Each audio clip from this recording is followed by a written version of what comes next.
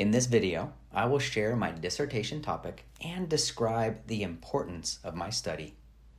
First, a thank you to my dissertation chair, Dr. Dada, and my committee members, Dr. Ott and Dr. Canny. I have made it this far because of the faith that you have in me. Do you ever continue thinking about things that happened earlier in the day, later in the day? Let me share my problem of practice with you. How do instructors in higher education use reflective practice? My name's Jason Womack. My friends call me JW.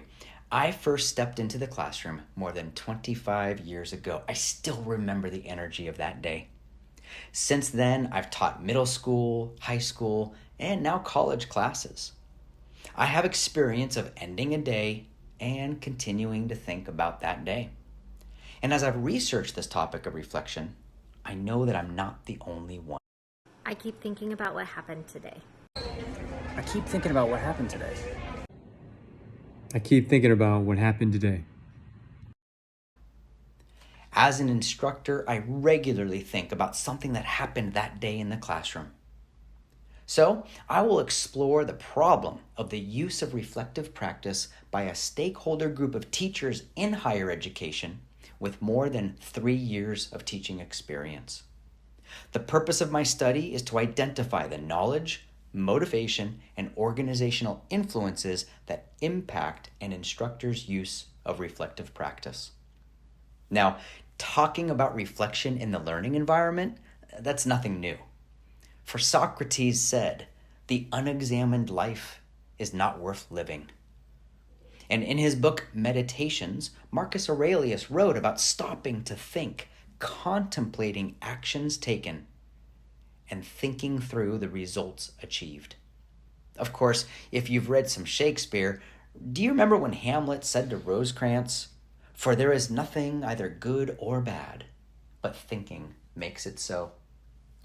Through my research, I will explore the reflective practices of higher education instructors. From an epistemological perspective, I look forward to interviewing instructors to gain insight into their own knowledge and motivational influences that impact their use of reflection on their own teaching. And as an instructor in this environment, I work in a culture that assigns reflective activities to our students.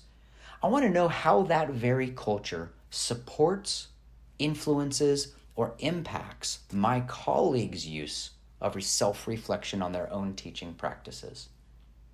Of course, I wonder, if our students reflect, should we? Now, the more I explore the research, the more I talk with my colleagues, the more I practice reflection on my own, I realize I am not the only person who thinks about their day. I keep thinking about what happened today. I keep thinking and thinking and thinking about what happened today. I keep thinking about what happened today. I keep thinking about what happened today. In 1910, education theorist John Dewey published How We Think. In that book, he defines reflection as an active, persistent, and careful consideration of any belief or supposed form of knowledge. As Dewey wrote in 1938 in his book Experience in Education, there is no intellectual growth without some restructuring, some reconstruction, some remaking. Reflection, therefore, is potentially what an educator can do to look back on their teaching day and wonder, what would or could I have done differently?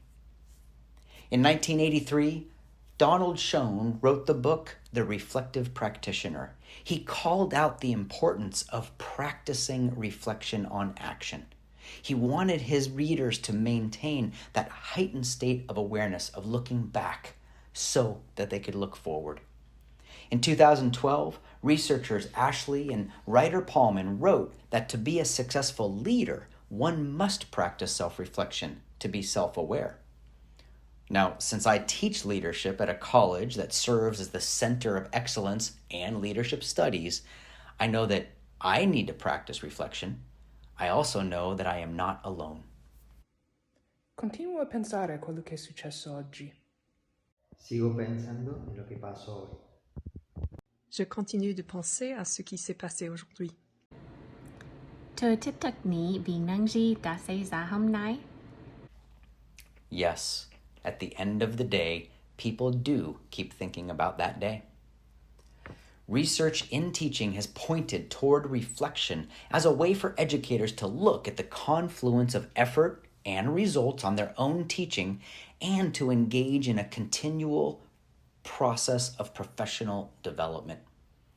In 2017, Kirpalini researched self-reflection by faculty members in higher education, and she found that while faculty members might practice reflection when they begin their teaching career, there is not as much research out there about how established or longer-term faculty members continue reflecting on their own teaching. This is important to study because through reflective practice, faculty members may harness and even develop insights about the impact of their teaching methods. There are 2 research questions that I will use for this study, each designed to evaluate a faculty member's experience in reflecting on their own teaching. 1. What are faculty members' knowledge and motivation influences related to the practice of reflection? 2. How does the culture of the organization impact faculty members' practice of reflection? To answer those research questions, I will use a semi-structured interview protocol to learn about faculty members' use of reflection on their teaching. My conceptual framework incorporates a visual representation of those 2 research questions, and then it makes the connection between my theoretical framework of understanding the knowledge, motivation, and organizational influences on that reflection, focusing on reflective practice by faculty members in higher education.